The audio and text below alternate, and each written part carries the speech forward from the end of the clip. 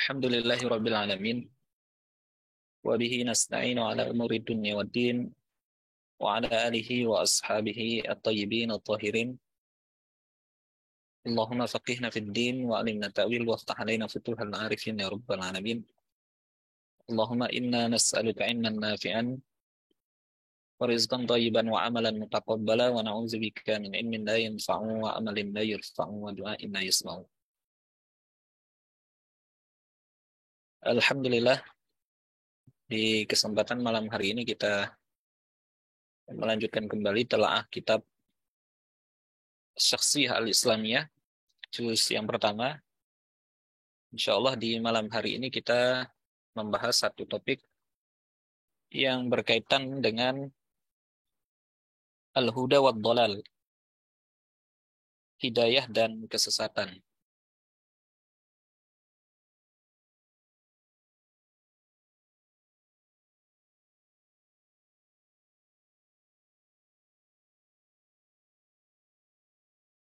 Ini merupakan topik yang penting yang disinggung oleh Syekh Taqiyuddin An-Nabhani di dalam kitab ini, dan beririsan juga dengan pembahasan sebelumnya, yaitu pembahasan al-qada wal qadar. Karena pembahasan mengenai al-huda dan ad-dhalal itu juga berkaitan dengan ikhtiar manusia atau pilihan-pilihan manusia, sehingga mereka mendapatkan petunjuk atau mendapatkan kesesatan. Meskipun nanti muncul pertanyaan, ya, karena ada sebagian ayat yang menunjukkan bahwasanya hidayah dan kesesatan itu dari Allah Subhanahu wa taala. Nah, apakah kemudian maknanya bahwa karena hidayah itu adalah dari Allah atau kesesatan itu dari Allah, apakah bermakna bahwa manusia tidak punya pilihan? Sehingga ada sebagian di antara mereka yang berada di dalam petunjuk, ada sebagian di antara mereka yang berada di dalam kesesatan. Nah, pasti kemudian akan muncul pertanyaan lagi, lalu bagaimana dengan iqab dan balasan pahala nanti di akhirat? Orang yang mendapatkan petunjuk sudah pasti mereka mendapatkan balasan pahala, balasan kebaikan, dan tempat mereka adalah surga. Nah, sementara kesesatan atau orang-orang yang berada di dalam kesesatan, pasti tempat kembali mereka adalah neraka. Nah, kalau dikaitkan dengan pembahasan al-qada wal qadar, ya, berkaitan dengan perbuatan manusia, apakah kemudian dipaksa atau tidak, atau manusia itu punya pilihan atas perbuatan mereka, maka di dalam pembahasan ini juga nanti beririsan juga dengan pembahasan yang berkaitan dengan pilihan-pilihan daripada perbuatan manusia itu sendiri. Al-huda dan ad-dhalal, ya, secara bahasa, al-huda itu berasal dari kata ar-rasyad. Ar-rasyad, wad-dalalah, wat-taufiq. Ini maknanya sama, ya. Ar-rasyad, ad-dalalah, at-taufiq, maknanya adalah petunjuk. Jadi al-huda secara lughawi, secara bahasa, maknanya adalah petunjuk. Atau kata al-hadiyah, ya, yang masih satu akar kata dengan al-huda adalah kata al-hadiyah. Maknanya adalah at-tariqah atau as-sirah, ya, at-tariqah was-sirah. At-tariqah itu maknanya adalah jalan. As-sirah maknanya adalah jalan. Sedangkan ad-dhalal atau kesesatan adalah kebalikan daripada al-huda. Ya, jadi kebalikan daripada hidayah itu adalah ad-dhalal.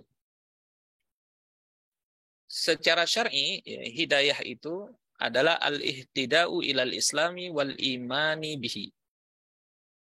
Mendapatkan petunjuk kepada Islam dan beriman terhadapnya. Ini makna al-huda secara syar'i. Jadi makna secara syar'i ini itu diambil dari nas. Jadi hakikah syar'iyah mengenai lafaz al-huda ini diambil daripada nas, ya, daripada dalil. Begitu juga dengan kata ad-dhalal, ya, hakikah syar'iyah dari kata ad-dhalal adalah al-inhirafu anil islami. Inhiraf itu maknanya penyimpangan. Jadi adanya penyimpangan dari Islam, menyimpang dari Islam. Nah, itu disebut dengan ad-dhalal. Nah, jadi berangkat dari makna lughawi juga bahwasanya ad-dhalal itu kebalikan daripada al-huda. Kalau al-huda itu adalah petunjuk kepada Islam, ya berarti ad-dhalal adalah kebalikannya. Jadi segala bentuk jalan, ya, pemikiran, amal, ide yang itu bertentangan dengan Islam, maka kita sebut dia sebagai kesesatan atau ad-dhalal. Kemudian kita lihat di banyak nas, ya, di banyak dalil, itu ternyata ad-dhalal atau al-huda itu dinisbatkan kepada Allah.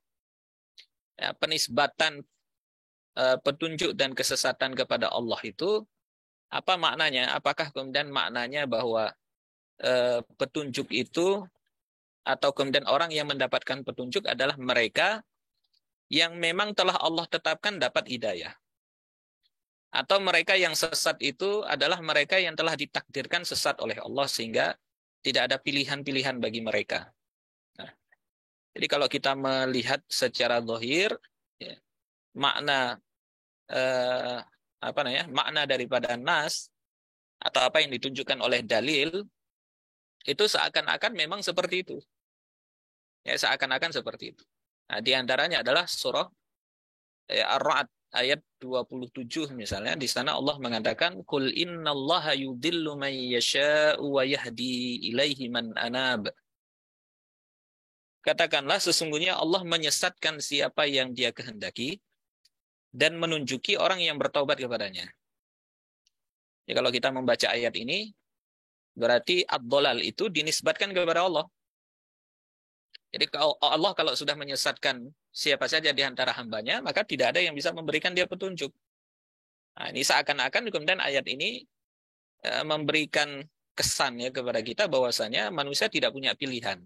Ya, kalau Allah sudah sesatkan, ya maka mereka tidak punya pilihan lagi. Atau tidak bisa untuk mendapatkan petunjuk. Nah, atau sebaliknya juga seperti itu. Kemudian di dalam ayat yang lain, Allah juga mengatakan fa innallaha yudhillu man yasha'u wa yahdi man yasha'. Maka sesungguhnya Allah menyesatkan siapa yang dikehendakinya dan menunjuki siapa yang dikehendakinya. Dalam surah An-Nahl Allah Subhanahu wa taala mengatakan walaki yudhillu man yasha'u wa yahdi man yasha'. Tetapi Allah menyesatkan siapa yang dikehendakinya dan memberi petunjuk kepada siapa yang dikehendakinya. Jadi semakna ya, 3 ayat ini memberikan kesan yang sama, ya, yaitu adanya penisbatan, petunjuk dan kesesatan kepada Allah. Begitu juga dalam surah Al-An'am ayat 125, Allah mengatakan faman yuridillahu ayyahdiyahu yashrah sadrahu lil Islam. Wa man yurid ay yudillahu yaj'al sadrahu dayyqan harajan ka'annama yas'adu fis sama'. Maka barang siapa yang Allah kehendaki akan memberikan kepadanya petunjuk, niscaya dia melapangkan dadanya untuk memeluk agama Islam itu. Dan barang siapa yang dikehendaki oleh Allah kesesatannya, niscaya Allah menjadikan dadanya sesak lagi sempit, seolah-olah dia sedang mendaki ke langit. Jadi ayat ini juga sama sebagaimana ayat sebelumnya, ya. Secara zahir bahwasanya petunjuk dan kesesatan itu dinisbatkan kepada Allah. Ya. Manusia nggak punya pilihan. Seakan-akan seperti itu. Kalau kita berhenti pada ayat ini, seakan-akan Allah telah menetapkan, ya, atau telah mentakdirkan, ya, manusia itu dia mendapat petunjuk atau dia mendapat kesesatan. Dia berada dalam petunjuk atau dia berada dalam kesesatan. Nah, seakan-akan tidak ada pilihan-pilihan bagi manusia untuk beriman atau sesat. Ya. Nah, secara mantuk, ya, ayat-ayat tersebut menjelaskan, atau secara tekstual, ya, ayat-ayat tersebut menjelaskan bahwa hidayah dan kesesatan itu dari Allah. Tidak ada yang mendapatkan hidayah atau kesesatan kecuali atas kehendak Allah. Ya, hanya saja, ya, ada indikasi yang memalingkan makna ayat-ayat ini yang menunjukkan bahwa hidayah dan kesesatan dari Allah itu dilihat dari sisi penciptaan. Jadi meskipun tadi ayat-ayat tadi secara mantuk itu menunjukkan bahwasanya Allah lah yang memberi hidayah dan memberi kesesatan, tetapi ternyata penisbatan hidayah dan dolal tadi itu adalah penisbatan dari sisi penciptaan. Dari sisi penciptaan bahwa Allah yang menciptakan, benar, al-huda itu Allah yang menciptakan, ad-dolal Allah yang menciptakan. Sedangkan yang mengakses keduanya, yaitu yang mengakses hidayah, yang mengakses kesesatan itu adalah manusia. Nah, jadi penisbatan hidayah dan kesesatan di dalam ayat yang kita sebutkan sebelumnya itu adalah penisbatan kepada Allah yang tidak secara langsung. Jadi tidak secara langsung Allah memberi hidayah dan juga tidak secara langsung Allah menyesatkan manusia. Nah, jadi Allah hanya menyediakan atau menciptakan hidayah, tinggal kemudian manusia itu mau mengakses hidayah itu, mengambilnya atau meninggalkannya. Ketika meninggalkan ya berarti dia dapat kesesatan. Nah, jadi ayat-ayat tadi bicara tentang bahwasanya yang menyediakan hidayah itu adalah Allah. Sementara yang memanfaatkan hidayah itu adalah manusia. Nah, dari mana kita mendapatkan makna semacam ini? Dari ayat-ayat yang lain yang justru menunjukkan sebaliknya. Di antaranya adalah surah Al-Maidah ayat 105. Allah mengatakan, "La yadurrukum man dhalla idza tadaitum." Tidak ada orang yang sesat itu akan bisa memberi mudarat kepadamu apabila engkau telah mendapatkan petunjuk.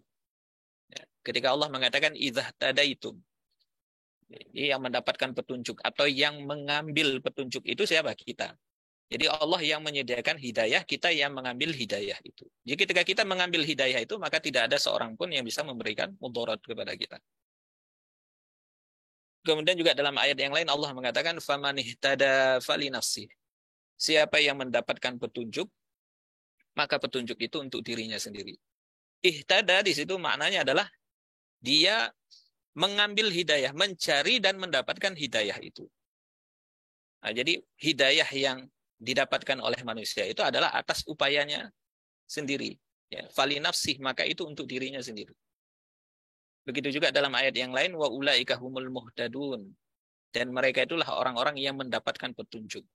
Jadi lafaz al-muhtadun itu menunjukkan bahwasanya merekalah yang mencari petunjuk itu sehingga mereka mendapatkannya.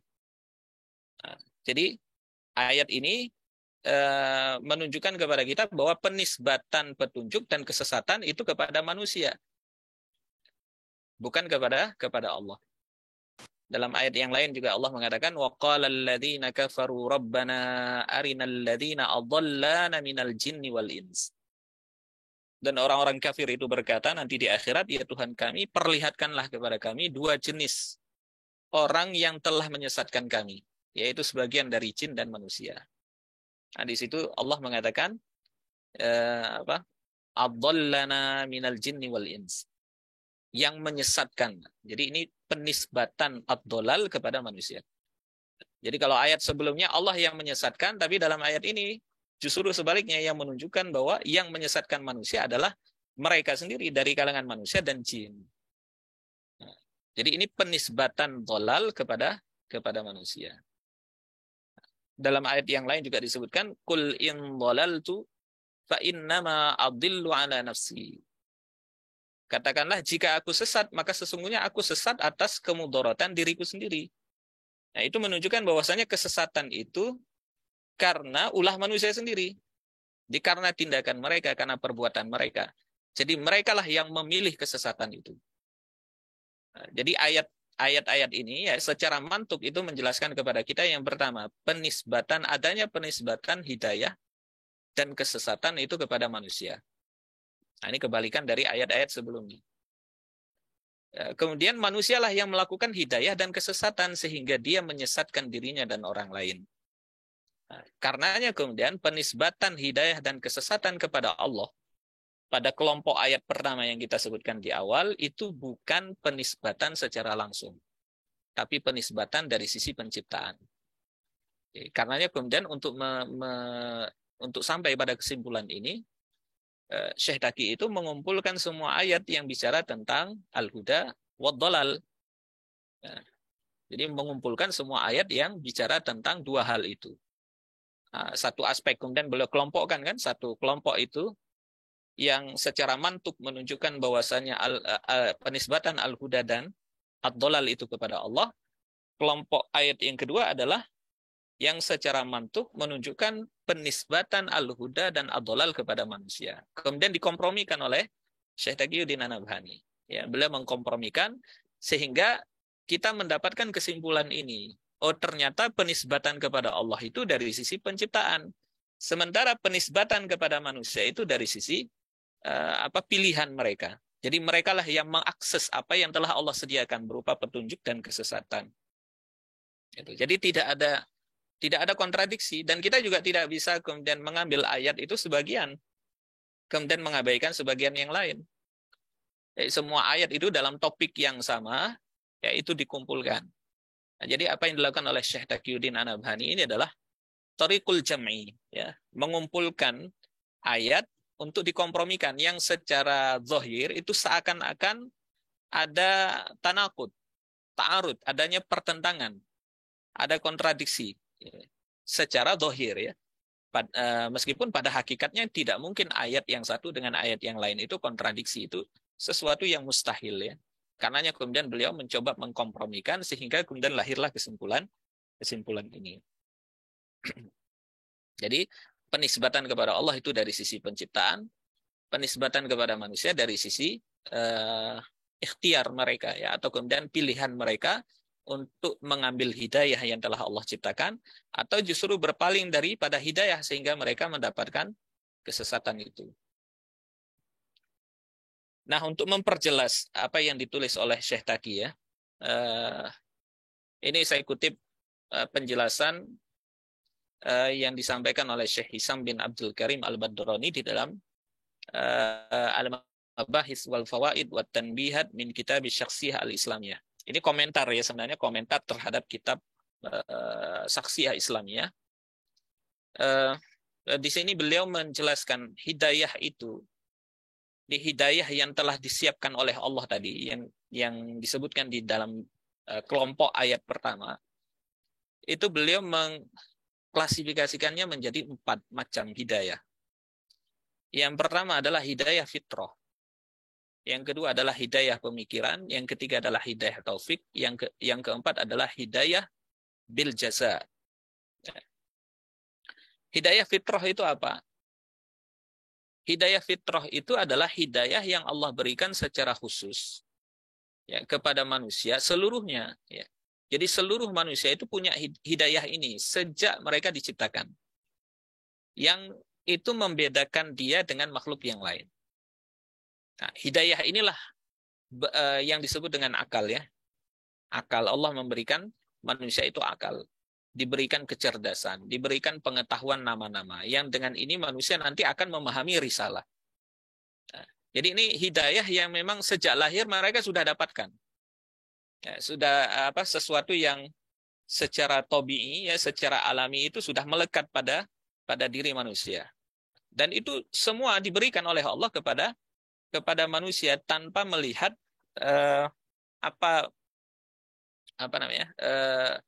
bangsanya, apa warna kulitnya, ya, atau dari orang tua mana dia dilahirkan, ya. Sekalipun misalnya orang tuanya tidak beragama, dia tetap diberikan hidayah ini. Ya, semuanya diberikan hidayah atau kemudian bekal yang sama oleh Allah Subhanahu wa taala. Dan ini adalah nikmat besar, ya, kepada manusia. Yang dengan hidayah inilah kemudian manusia nanti akan mampu untuk berpikir, tadabbur, yang dengan itu dia akan bertakwa atau justru berbuat dosa. Termasuk di antara bentuk hidayah ini adalah kecenderungan manusia untuk merasakan bahwa dirinya itu lemah. Ya, sehingga dengan perasaan atau kemudian dengan kesadaran bahwa dia itu lemah, itu akan mengarahkan pikirannya itu untuk berpikir tentang kebutuhannya kepada sesuatu yang tidak lemah dan tidak terbatas. Jadi manusia itu kan, dia kan sadar, ya. Semua manusia itu pasti sadar bahwa dia itu lemah, terbatas, sehingga dia butuh kepada sesuatu yang yang maha kuat dan tidak terbatas. Nah, itulah yang mengarahkan dia nanti pada proses berpikir untuk bertuhan, ya. Sehingga kemudian sampailah dia pada kesimpulan bahwa di balik alam semesta ini ada yang menciptakan, ada Khalik. Makanya kemudian muncul pertanyaan, ya. Kenapa muncul pertanyaan min aina, ya, ila aina, dari mana, akan kemana, kemudian bagaimana menjalani kehidupan, atau yang kita sebut dengan al-uqdah al-kubro, ya, uqdatul kubro, pemikiran atau kemudian pertanyaan-pertanyaan mendasar. Pertanyaan-pertanyaan ini pasti muncul di semua benak orang yang berakal. Semua pasti muncul. Nah, pertanyaan itulah yang mengarahkan dia untuk berpikir tentang hakikat dirinya, hakikat kehidupan, dan alam semesta. Sehingga sampailah dia kepada keimanan itu. Nah, ini yang disebut dengan hidayah fitrah. Dia Allah memberikan ini kepada semua manusia. Nah, jadi kita bisa memahami bahwa yang dimaksud di ayat yang pertama, ya, di kelompok yang pertama, bahwa Allah itu yang memberikan kita petunjuk, itu maknanya adalah bahwa Allah telah memberikan kita fitrah itu tadi, hidayah fitrah itu tadi. Nah, itu Allah yang menciptakan, ditanamkan ke dalam diri kita, sehingga dengan itu kita bisa melakukan tafakkur, tadabbur, dan seterusnya. Ya. Kalau dalam bahasa Syekh Wahbaz Zuhaili di dalam kitab Tafsir Al-Munir, beliau mengatakan bahwasanya hidayah ini disebut dengan hidayatul aqli, hidayah akal. Ya. Beliau mengatakan hidayatul aqli wahiyya asma minal hidayataini as-sabiqataini. Jadi hidayah akal itu adalah hidayah yang lebih tinggi daripada dua hidayah sebelumnya. Jadi di dalam kitab ini beliau menyebutkan ada 5 hidayah. Sebelum beliau menyebutkan hidayah akal, itu manusia diberikan pertama hidayah berupa ilham, naluri. Yang kedua adalah hidayatul hawasi, hidayah yang berupa panca indera. Yang ketiga baru kemudian beliau sebutkan hidayatul akli. Karenanya beliau mengatakan bahwa hidayah akli itu lebih tinggi daripada 2 hidayah sebelumnya, yaitu hidayah berupa naluri dan hidayah berupa panca indera. Fal insanu khuliqa madaniyan bit-tab'i liya'isha ma'a ghairihi wa la yakfi al-hissu al-zahir lil hayati al-ijtimaiyati. Ya, maka manusia itu dia diciptakan sebagai makhluk yang tidak hidup sendiri, ya, hidupnya hidup bersosial. Nah, jadi secara alami dia diciptakan dengan hidayah ini sehingga dia bisa hidup dengan yang lain. Karenanya tidak cukup hanya panca indera saja yang diberikan kepada mereka untuk hidup secara bersosial tadi, ya. Tidak cukup. Fala budda lahu minal aqli. Maka dia pasti butuh akal. Mau tidak mau dia butuh kepada hidayatul aqli. Alladzi yuwajjihuhu ila masalikil hayah. Yang dengan akal itu akan membimbing dia, akan menuntun dia kepada bagaimana cara menjalani kehidupan itu. Wa ya'simuhu minal khata'i wal inhirafi. Yang akan menjaga dia dari kesalahan dan penyimpangan. Wa yusahhihu lahu ya aghlatal hawasi wal inzilaqi tayyaratul hawa. Dan juga akan meluruskan, ya, kesalahan daripada panca indera itu. Dan juga ketergelinciran terhadap hawa nafsu. Atau tergelincir kepada kecenderungan hawa nafsu. Nah, jadi hidayah akal inilah yang akan menuntun manusia sehingga dia bisa sehingga terjaga dirinya itu dari kesalahan dan penyimpangan itu. Dan hidayah akal itu nanti modal bagi manusia itu untuk memahami hidayah berikutnya, yaitu hidayah bil fikrah. Yang disebutkan oleh Syekh Hisam tadi, hidayah bil fikrah. Atau dalam bahasa Syekh Wahbaz Zuhaili disebut dengan hidayatul din. Atau istilah lain adalah hidayatul irsyad wal bayan.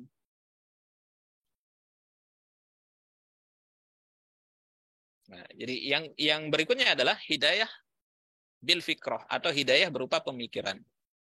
Nah, hidayah ini didapat dari mana? Jadi hidayah berupa pemikiran ini didapat melalui pilihan manusia dalam menempuh proses ta'allum. Jadi ketika dia melakukan atau menempuh proses ta'allum, belajar, tadrib, ya, latihan, mumarrasah, praktek, dari situ kemudian akan dia dapatkan itu, pemikiran itu, yang dengan pemikiran itu dia bisa menjalani dua aspek kehidupan sekaligus. Yang pertama aspek kehidupan yang itu hanya berkaitan dengan dunia. Yang kedua adalah aspek yang berkaitan dengan ad-din, agama.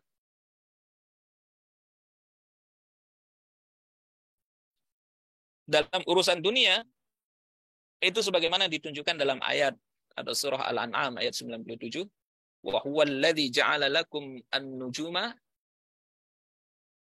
litahtadu biha. Dan dialah yang menjadikan bintang-bintang bagimu agar engkau menjadikannya petunjuk dalam kegelapan di darat dan di laut. Jadi Allah menjadikan an-nujum, bintang-bintang itu sebagai petunjuk. Ya, dari situ kemudian manusia itu dia melakukan ta'allum. Ada petunjuk dari Allah, kemudian dia melakukan proses ta'allum. Ya, tadrib, mumarosah, sehingga melahirkan teori-teori tertentu. Ya, makanya muncul banyak ilmu pengetahuannya, ilmu fisika, ilmu biologi, ya ilmu perbintangan, ya, astrologi dan lain-lain. Itu dari apa? Dari hasil ketika Allah memberikan sedikit petunjuk kepada mereka, ya, yang mengarahkan akal mereka, kemudian dengan itu mereka melakukan proses yang disebut dengan ta'alum tadi, tadrib tadi, mumarosah, sehingga melahirkan banyak konsep, banyak teori yang dengan itu memudahkan mereka untuk menjalani kehidupan dunia. Itu dalam aspek duniawi, ya. Kemudian yang berkaitan dengan urusan agama adalah diturunkannya risalah, ya, diturunkannya risalah. Nah, diturunkannya risalah itu ya dengan diutusnya para nabi dan rasul, yang manusia diperintahkan untuk ittiba kepada rasul. Nah, jadi hidayah ini itu didapatkan melalui pilihan manusia itu sendiri. Ya, ketika Allah turunkan risalah, mereka sudah diberikan hidayatul akli tadi, kemudian diturunkan risalah oleh Allah, ya, kemudian mereka tinggal memilih mau ngambil risalah itu, ittiba kepada Rasul, atau justru kemudian mengabaikannya.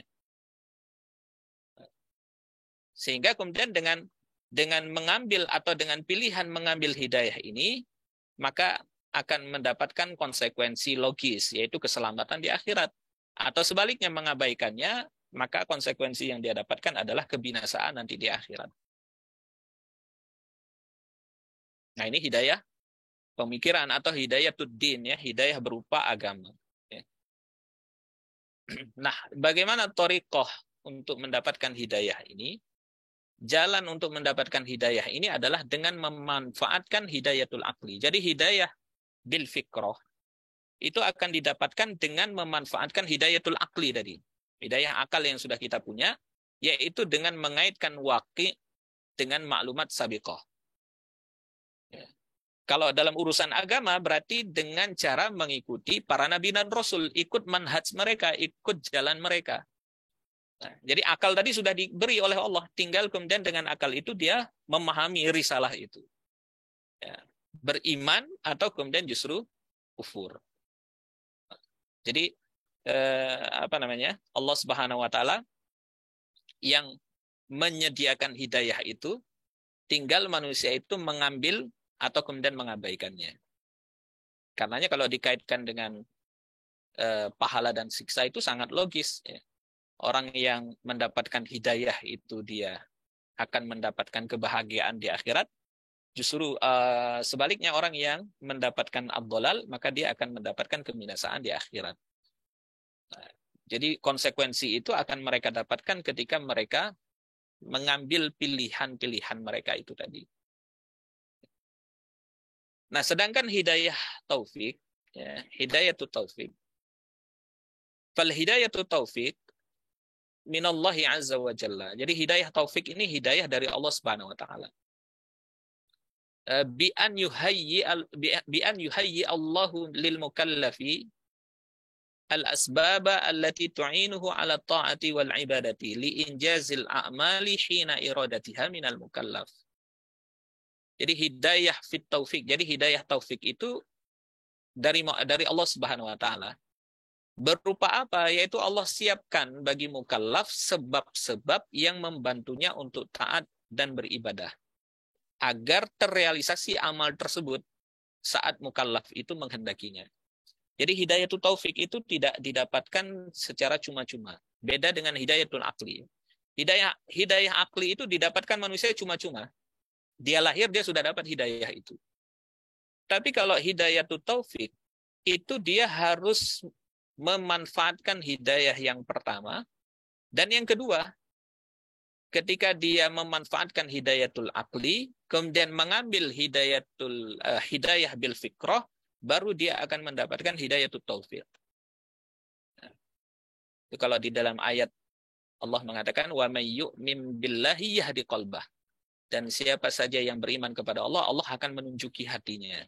Jadi manusia itu ketika dia sudah mengambil sebab-sebab tadi, ya, atau kemudian dia mengambil hidayah yang pertama dan kedua tadi, maka Allah akan buka jalan bagi dia, dimudahkan bagi dia untuk melakukan ketaatan-ketaatan berikutnya. Ini kalau dalam ayat dalam surah Al-Fatihah ketika kita meminta kepada Allah ihdinas siratal mustaqim. Ya Allah, tunjukilah kami jalan yang lurus. Berikanlah kami hidayah. Ya. Atau tunjukilah kami ke jalan yang lurus. Itu yang dimaksud ya.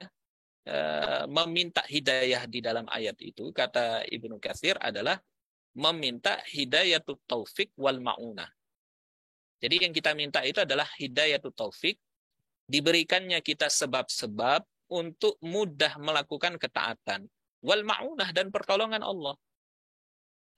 Karenanya kemudian kenapa kita lihat ada orang yang mudah sekali beramal soleh. Itu karena dia telah memanfaatkan hidayatul akli, yang kedua telah mengambil hidayatul irsyad wal bayan, atau hidayah berupa pemikiran tadi, yaitu syariat Allah Subhanahu wa taala. Karenanya kemudian Allah memberikan hidayah berikutnya kepada dia, yaitu dimudahkan jalan bagi dia untuk menambah amal soleh itu. Ya, untuk melakukan ketaatan-ketaatan. Dan yang terakhir adalah hidayah bil jaza. Ya, hidayah bil jaza itu adalah sampainya seorang mukmin pada derajat yang tinggi yang ditandai dengan baiknya amalnya, fasih lisannya, hingga dia menjadi orang yang alim, yang penuh hikmah dan lembut perangainya. Ini yang disebut di dalam hadis Nabi, ulama'u hukama'u hulama'u min sidqihim kadu ayyakunu anbiya. Para ulama yang ahli hikmah dan penuh kelembutan karena kejujuran iman mereka, hampir-hampir mereka menjadi para nabi. Jadi ini adalah derajat yang paling tinggi. Jadi hidayah bil jaza ini kita bisa mengatakan bahwa ini adalah hadiah dari Allah Subhanahu wa taala setelah manusia itu memanfaatkan hidayah yang pertama, yaitu hidayatul akli. Kemudian berikutnya adalah dia memahami hidayah fikroh, dia mengambil syariat risalah yang telah Allah turunkan, dia ikuti ittiba kepada Nabi. Yang keempat adalah dia mendapatkan hidayatul taufik, sehingga dengan itu dia terus beramal sampai kemudian dia melakukan amal yang terbaik. Dan yang terakhir adalah Allah memberikan kefasihan lisan, ya, dilembutkannya hatinya. Kemudian Allah berikan ilmu yang itu tidak diberikan kepada mukmin yang lain. Ya, sehingga seakan-akan mereka hampir-hampir ya menjadi para nabi. Itu saking tingginya, karena tidak ada lagi nabi setelah Rasulullah Shallallahu Alaihi Wasallam. Andaikan mungkin ada nabi, kalau kita boleh berandai-andai, ya mungkin para ulama yang telah sampai kepada derajat ini akan menjadi nabi. Atau dalam hadis yang lain disebutkan bahwa para ulama dari kalangan umat ini, ya umat Rasulullah Shallallahu Alaihi Wasallam itu sama seperti para nabi di kalangan para ahlul kitab atau di kalangan Bani Israel. Nah, itu sebagaimana yang disebutkan oleh Al-Imam Al-Ghazali. Jadi karena ketinggian kedudukan mereka, nah, itu diberikan kelebihan, ya, keutamaan bagi mereka yang ini tidak didapatkan oleh semua orang. Nah, jadi kesimpulannya adalah bahwasanya Allah yang menyediakan hidayah, yaitu hidayatul akli tadi yang pertama, ya, atau yang disebut oleh Syekh Hisham Al-Badrani itu sebagai hidayah fitrah, ya, atau hidayah bil fitrah. Nah, itu Allah yang memberikan itu. Kemudian tinggal kita memanfaatkannya. Allah memberikan hidayah berikutnya, yaitu berupa hidayah fikrah. atau hidayah bil fikrah, atau hidayatul irsyad wal bayan, petunjuk dan penjelasan, yaitu dengan diturunkannya risalah. Nah, kita memanfaatkan akal tadi untuk mengambil hidayah hidayah ad-din dari hidayah agama tadi. Setelah itu baru kemudian Allah memberikan at-taufik kepada kita. Jadi Allah lah yang kemudian menyediakan hidayah itu, tinggal kemudian kita yang mengambil, memanfaatkan, kemudian mengambil, menjalaninya. Sehingga kemudian kita mendapatkan konsekuensi logis daripada pilihan kita itu, mengambil atau meninggalkannya. Jadi kalau misalnya ada orang yang mengatakan, ya, kenapa kok belum menutup aurat dengan sempurna? Kemudian dia mengatakan, saya belum dapat hidayah. Nah, itu ucapan yang keliru. Karena hakikatnya bukanlah dia tidak mendapatkan hidayah, tetapi dia belum mengambil hidayah. Hidayah itu sudah ada di depan matanya. Hidayah itu sudah ada di dalam dirinya berupa hidayatul akli. Allah sudah berikan risalah Al-Quran, mungkin hampir setiap hari dia baca. Dia baca ayat tentang hijab, dia baca ayat tentang khimar, tentang menutup aurat. Pertanyaannya adalah apakah dia telah mengambil hidayah itu atau dia justru mengabaikannya. Jadi hidayah itu bukan belum ada, tetapi belum dia ambil dan belum dia amalkan. Karenanya kemudian ketika datang hidayah itu kepada kita, maka ambillah hidayah itu, sehingga kemudian nanti kita bisa mempertanggungjawabkan pilihan itu di hadapan Allah Subhanahu wa taala. Kemudian yang terakhir, ya, di bagian kitab ini juga beliau menyebutkan, ya, berkaitan dengan ayat innalladzina kafaru sawa'un 'alaihim a'andzartahum am lam tunzirhum la yu'minun. Sesungguhnya orang-orang kafir, ya, engkau beri peringatan atau tidak engkau beri peringatan, sawa'un 'alaihim, sama saja bagi mereka. Ya, mereka tidak akan beriman. Nah, ayat ini akan memunculkan pertanyaan. Apakah dengan begitu Allah berarti telah mentakdirkan sebagian daripada orang kafir itu tetap di dalam kekafirannya, begitu ya? Artinya mentakdirkan itu dari sisi memaksa mereka sehingga mereka nggak bisa dapat hidayah. Syekh Taki di dalam ayat ini, berkaitan dengan ayat ini, beliau mengatakan bahwa apa yang diinformasikan di dalam ayat itu berkaitan dengan ilmu Allah. Ya. Bahwasanya Allah mengetahui ada sebagian di antara orang kafir itu tidak akan mau mengambil hidayah. Itu maknanya.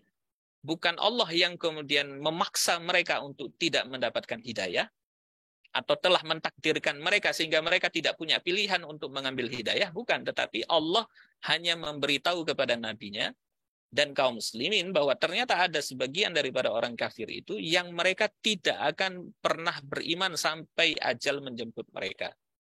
Jadi Allah memberitahu apa yang itu menjadi bagian daripada ilmu Allah. Allah kan mengetahui apa yang terjadi dulu, sekarang, dan akan datang. Gitu. Makanya kalau kita baca tafsiran ayat ini, ya, sababun nuzul, turunnya ayat ke-6 dari surah Al-Baqarah yang kita sebutkan tadi itu berkaitan dengan dua person, ya, dua elit musyrik yang mereka sudah didakwahi oleh Nabi berkali-kali tetapi tidak mau beriman kepada Nabi. Padahal mereka tahu apa yang dibawa oleh Rasul itu adalah hidayah. Kata Sayyidina Ibnu Abbas, yang pertama adalah Abu Jahal. Abu Jahal itu pernah ditanya oleh Al-Akhnas, apa pendapatmu tentang Muhammad? Ya. Abu Jahal mengatakan bahwasanya kami ini dengan Bani Hashim itu punya persaingan. Kalau mereka berbuat baik kepada para jamaah haji, maka kami akan melakukan hal yang sama. Kalau mereka berangkat berperang dengan kuda-kuda mereka dan senjata mereka, kami juga akan melakukan hal yang sama. Jadi ada persaingan di antara mereka. Tetapi ketika mereka, Bani Hashim, mengatakan bahwa dari kalangan mereka ada seorang nabi, maka apa yang tersisa untuk kami? Artinya Abu Jahal tahu bahwasanya mereka nggak mungkin mengaku bahwa dari kalangan mereka ada juga seorang nabi. Karena mereka sadar betul bahwasanya mereka tidak punya bukti. Dan mereka tahu bahwa Muhammad Shallallahu Alaihi Wasallam itu membawa bukti atas kerasulannya. Nah, itu kan pertanyaan Al-Akhnas itu kan setelah kejadian mereka berdua itu ketahuan datang ke rumah Nabi diam-diam di malam hari mendengar bacaan Al-Quran Nabi. Itu sampai 3 kali berturut-turut itu. Dalam 3 malam. Itu menunjukkan bahwasanya mereka tahu bahwa yang dibacakan oleh Rasul itu adalah kalamullah, bukan kalamul bashar. Tapi kenapa mereka tidak mau beriman? Ya, ternyata persoalannya satu, fanatisme terhadap kabilah, terhadap keluarga. Ya, jadi kalau Abu Jahal beriman itu menunjukkan bahwasanya dia telah kalah di hadapan Bani Hashim, itu saja persoalannya. Karenanya kenapa Allah mengatakan innalladzina kafaru sawa'un 'alaihim. Orang yang semacam ini sama saja bagi mereka, a'andzartahum am lam tunzirhum la yu'minun. Kemudian yang kedua adalah Huyai bin Akhtab, pemimpin dari Yahudi, yang setipe dengan Abu Jahal. Orang Yahudi ini kan bukan nggak tahu Nabi ini adalah Rasul terakhir yang diutus. Sampai kemudian Al-Quran mengatakan ya'rifunahu kama ya'rifuna abna'ahum. Mereka itu mengenal Nabi seperti mereka mengenal anak-anak mereka sendiri. Jadi mereka tahu yang dibawa oleh Nabi itu adalah kalamullah. Al-Quran itu benar. Dan mereka sudah menunggu-nunggu Nabi itu kan. Sebenarnya mereka menunggu Rasul terakhir itu. Dan ketika muncul, ya, kemudian mereka ternyata menolak. Kenapa? Karena semua ciri-ciri Nabi itu disebutkan di dalam kitab mereka, Taurat. Semua ciri-ciri Nabi. Sampai ciri fisiknya, di mana akan munculnya, kapan munculnya, semuanya disebutkan. Cuman satu yang tidak disebutkan di dalam Taurat, yaitu bahwa Nabi terakhir itu bukan dari Bani Israel, tapi dari keturunan Ismail. Itu saja yang tidak diberitahukan di dalam Taurat. Nah, ketika mereka tahu ternyata Nabi terakhir itu dari kalangan atau dari keturunan Ismail, itulah sebab yang kemudian mereka menolak. Sama dengan Abu Jahal, fanatisme. Fanatisme terhadap Bani Israel.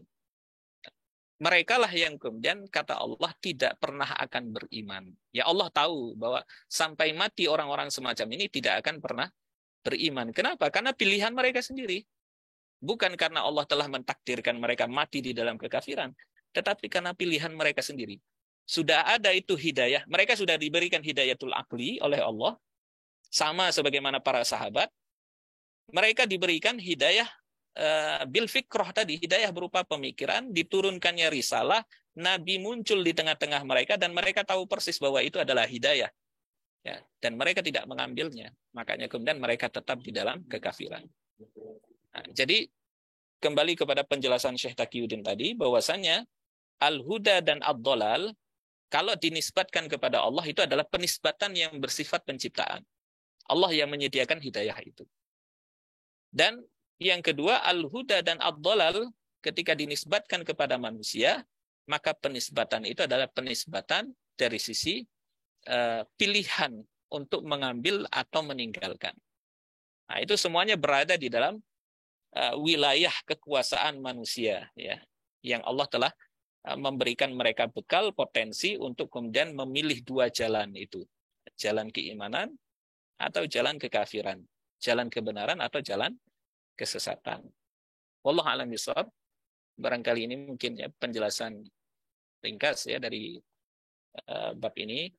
Saya kembalikan kepada Ustadz Azhar. Barangkali mungkin nanti ada pertanyaan-pertanyaan yang perlu didiskusikan.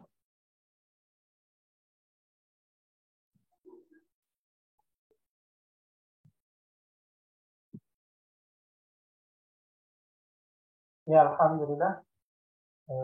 Masya Allah, cukup jelas ya berkaitan dengan bab al-huda wa dhalal ya. Bagi saya ini sesuatu yang sangat mudah. Boleh jadi di antara Bapak Ibu menemukan kasus yang sama, ataupun boleh jadi ada hal-hal yang belum clear berkaitan dengan bahwa tadi disampaikan oleh Ustaz bahwa di dalam kitab coba diklasifikasi mana ayat-ayat yang berkaitan dengan petunjuk dan dolal itu dari Allah, kemudian mana ayat-ayat yang berkaitan dengan dolal, kemudian petunjuk itu ada peran manusia, itu dikelompokkan, kemudian seperti yang juga disampaikan oleh Hansat, dikompromikan tadi ya. Nah, dicari pendapat yang tepat bahwa semuanya itu berkaitan dengan penciptaan Allah dan tidak secara langsung penghadapannya kepada Allah Subhanahu wa taala. Nah, alhamdulillah saat ini ada pertanyaan sudah masuk. Kita bacakan, mungkin Bapak Ibu yang lain jika memang ada kebingungan karena memang ini momennya tepat jika ada di tengah-tengah kita pertanyaan yang umpama atau yang mirip ya berkaitan dengan ya kalau memang sudah jadi begini, kayak Ustaz tadi sampaikan, nggak sholat, nggak pakai kerudung atau nggak pakai jilbab, pakai yang syar'i, itu dibilang belum dapat hidayah. Misalnya. Nah, ini juga dalil umum yang dipakai masyarakat lazim sekarang.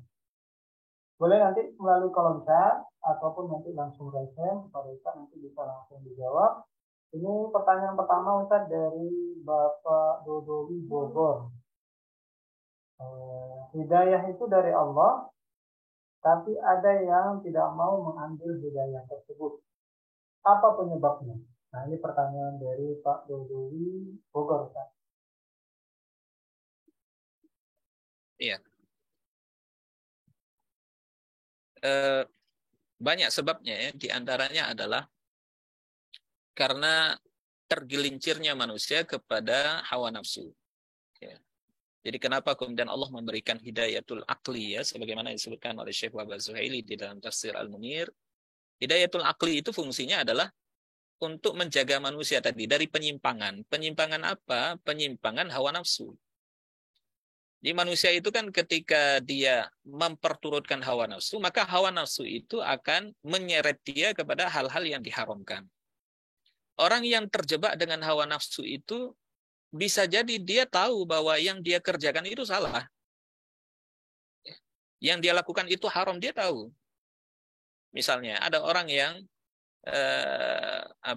ketika dia bekerja, dia tergoda untuk mengambil harta dengan cara yang haram. Mungkin karena kebutuhan, karena tuntutan kebutuhan, atau karena untuk memenuhi gaya hidup. Ingin punya mobil, ingin punya rumah, ya akhirnya kemudian dia terjebak di dalam hawa nafsunya, mengambil uang yang tidak halal atau melakukan pekerjaan yang tidak halal karena menjanjikan harta tadi, materi yang berlimpah. Kalau ditanya apakah kemudian yang dia kerjakan itu halal, bisa jadi dia mengatakan itu haram. Tapi dia bisa beralasan kan, ya ini karena kebutuhan segala macam. Ya, karena ada tuntutan kehidupan dan seterusnya. Ya, kalau tidak begini maka dia nggak bisa beli rumah misalnya, tidak bisa beli kendaraan dan lain-lain. Ya. Jadi sesuatu yang Allah itu kan menjadikan syahwat itu kan indah di mata manusia. Ya. Jadi sesuatu yang bisa menjerumuskan mereka kepada sesuatu yang haram, nah itu perannya adalah perannya hawa nafsu di situ. Nah, jadi sebab yang pertama kenapa mereka tidak mengambil hidayah itu adalah bisa jadi karena hawa nafsu. Yang kedua adalah adanya syubhat. Ya. Syubhat itu karena kurangnya ilmu, ketidaktahuan, sehingga perkara yang sebenarnya jelas itu menjadi samar-samar bagi dirinya. Samar-samar. Akhirnya kemudian dia melakukan sesuatu yang dia memperturutkan karena adanya syubhat itu, ya, dia juga tidak mau mencari tahu mana yang halal dan mana yang haram. Akhirnya kemudian dia tetap melakukannya, tidak peduli. Akhirnya kemudian melakukan perkara-perkara yang syubhat. Akhirnya jatuhlah dia kepada perkara yang haram. Nah, syubhat itu terjadi karena ketiadaan ilmu atau berkurangnya ilmu atau tidak adanya ilmu pada diri seseorang. Nah, sehingga ada amal yang kemudian dia samar, ya, apakah amal ini boleh atau tidak. Nah, begitu juga misalnya ketika dia mau memanfaatkan benda atau kemudian mau makan makanan tertentu. Nah, samar-samar karena dia tidak tahu ini halal atau haram.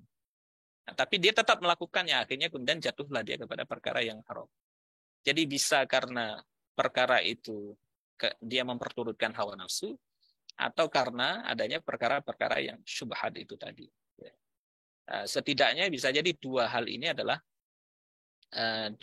dua perkara yang bisa menyebabkan seseorang itu dia berpaling daripada hidayah Allah Subhanahu wa taala.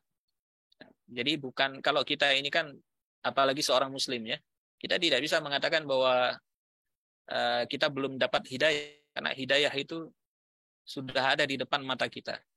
Tapi adanya penghalang-penghalang tadi ya, berupa syahwat, syubhat, itulah yang kemudian menghalangi kita untuk mengambil hidayah Allah Subhanahu wa taala. Wallahu a'lam bishawab.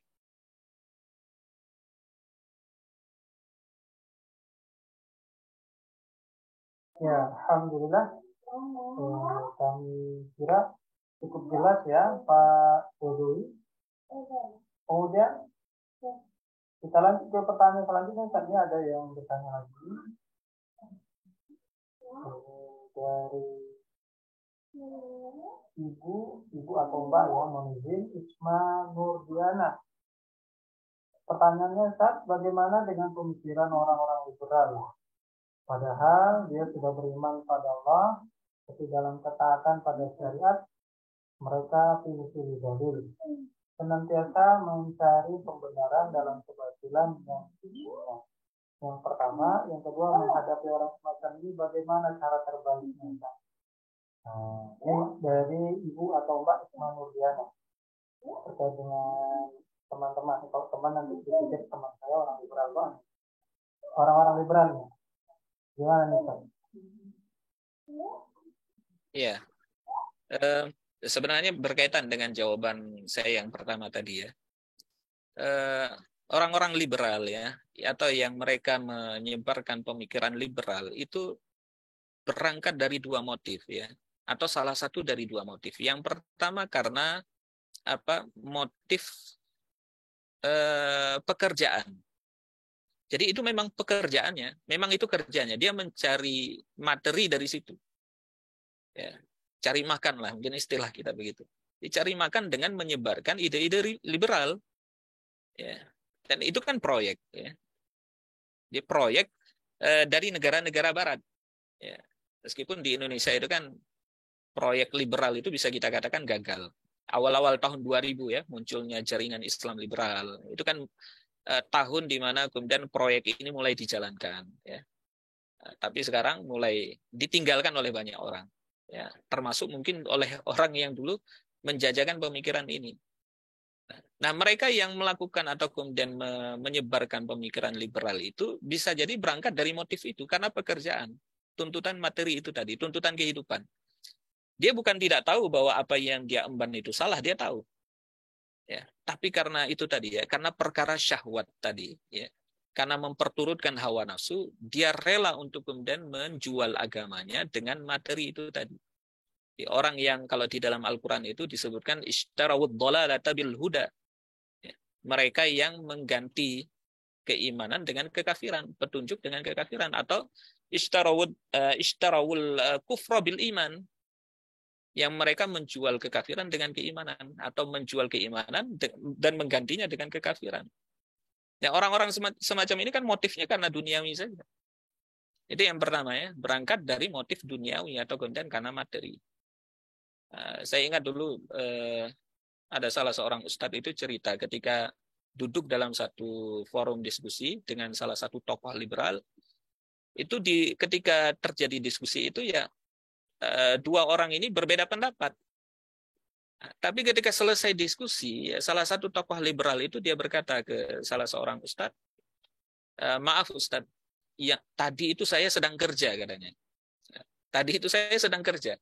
Jadi ketika dia menjajakan pemikiran liberalnya itu memang karena dia sedang menjalankan proyek yang dia dapat keuntungan di situ. Nah, sehingga mereka ya tidak ya akan berani dan lancang untuk kemudian mencomot dalil untuk membenarkan pemikiran mereka. Ya.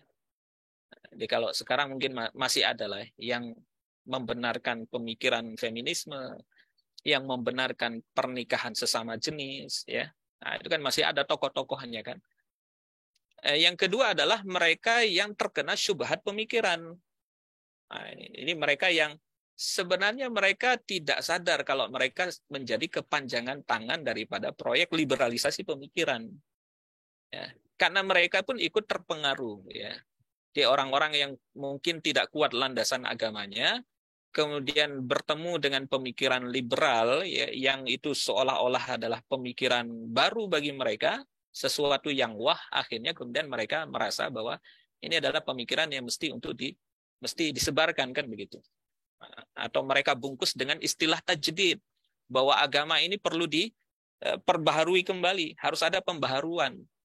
Harus ada ijtihad ulang, tidak bahwa agama ini kan terus berkembang.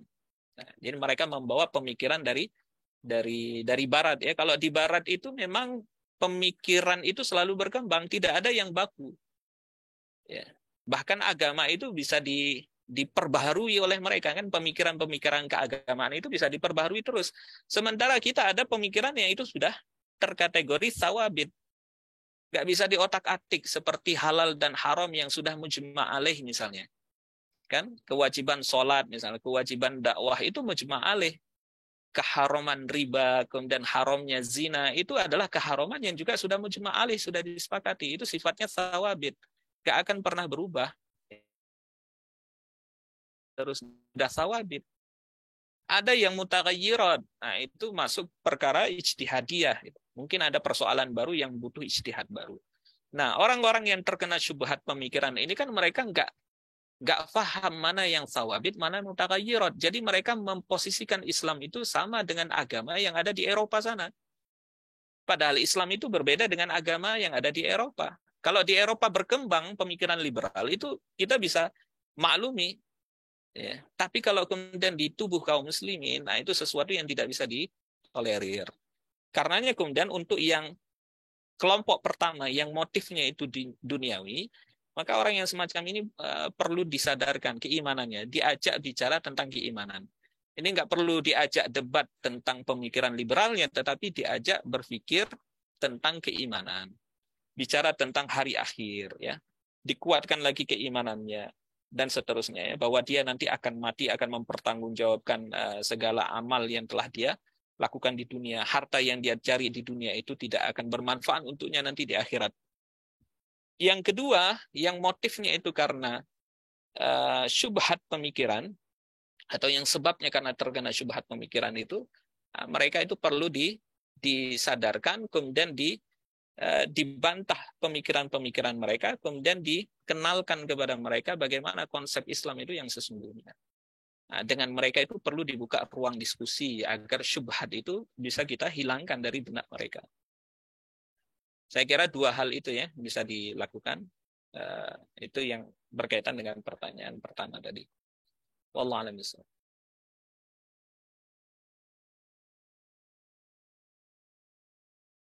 Ya, alhamdulillah. Begitu tanggapan ya, jawaban dari Ustaz untuk pertanyaan Ibu atau Mbak Isma Nurdiana ya. Alhamdulillah. Kemudian ini waktunya masih cukup, Ustaz? Masih ada satu pertanyaan lagi nih. Boleh, Ustaz, silakan. Ya, ya. Dari Mas atau Bapak Amirul Ihsan. Tapi ini mohon maaf, Mas Amirul Ihsan, apakah masih bergabung? Ya. Saya kurang bisa menangkap maksud dari pertanyaan ini.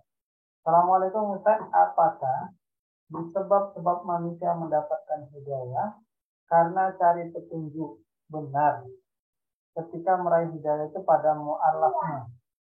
Maksudnya saya kurang menangkap nih maksudnya. Apakah Mas Amirul Ihsan masih bergabung? Ustaz, kira-kira nangkap pertanyaannya yang dimaksudkan? Saya belum paham maksudnya ya. Mungkin bisa langsung mungkin kalau ya, kalau masih bergabung Pak Amirul Ihsan.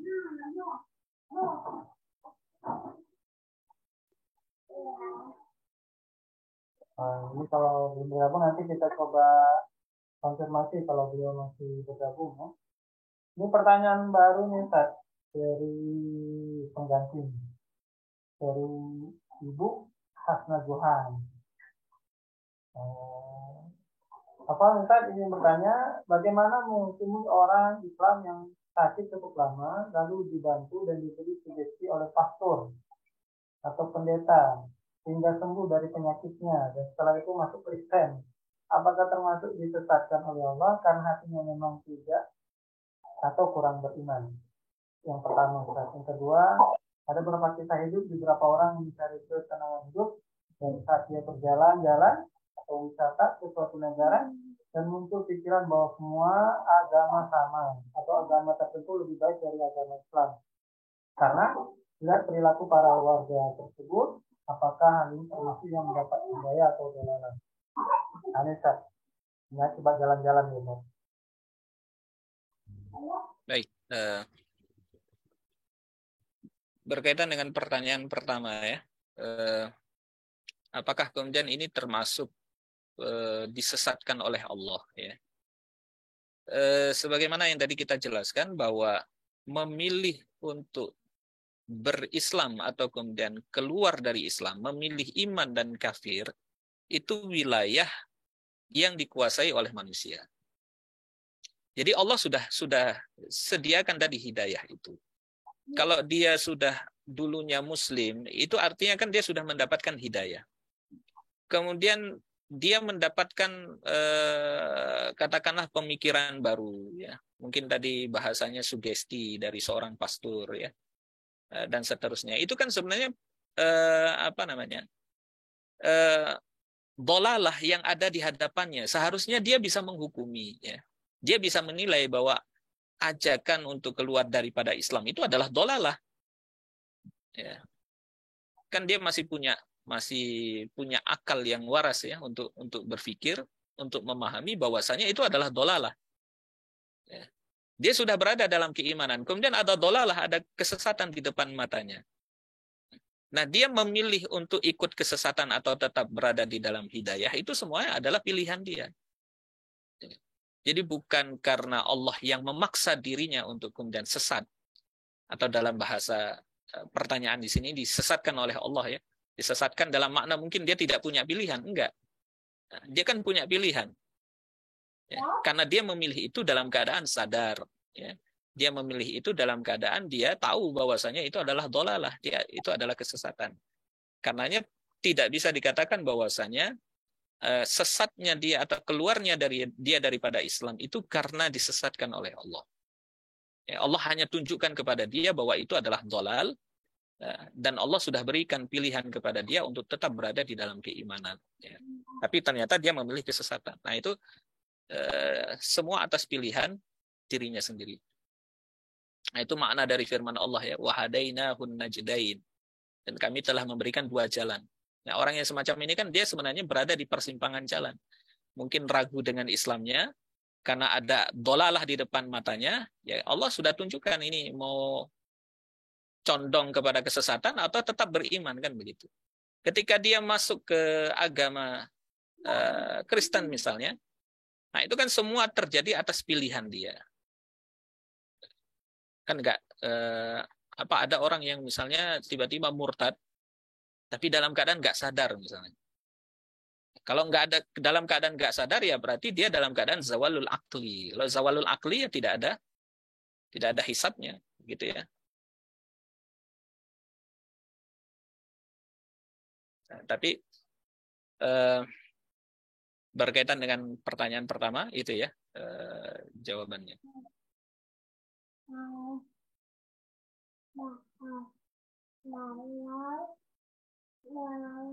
Kemudian yang kedua,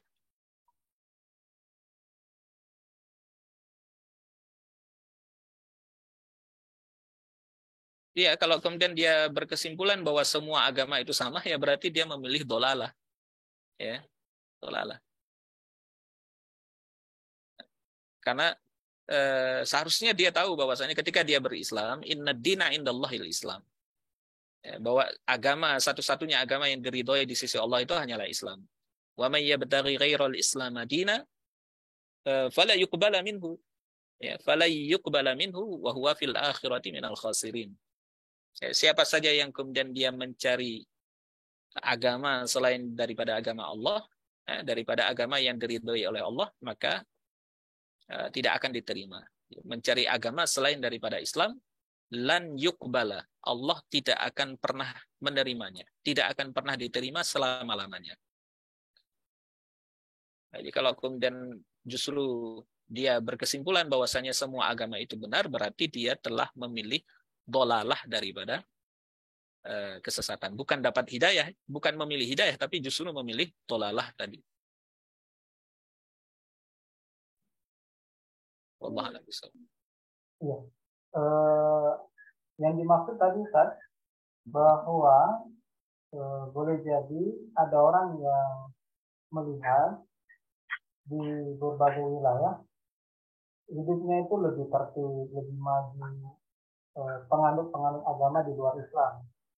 Nah, ketimbang orang Islam itu sendiri, Ustaz. Nah, mungkin tata kotanya rapi, bersih. Kalau di negeri-negeri berkembang yang mayoritas muslim, jorok, keterbelakang. Itu kira-kira Ustaz. Sehingga beliau mungkin bertanya begitu, kok bisa apakah kebalik yang malah mencerminkan nilai-nilai yang lebih bagus itu sepertinya di luar Islam ketimbang Islam. Oke. Iya, baik. Nah, sebagai penutup Ustaz, yang nanti bisa disimpan posisi doa Ustaz. Nah, ini doa kita yang boleh jadi di akhir-akhir doa kita setiap sholat ataupun ketika kita bermohon kepada Allah. Posisi doa dengan hidayah.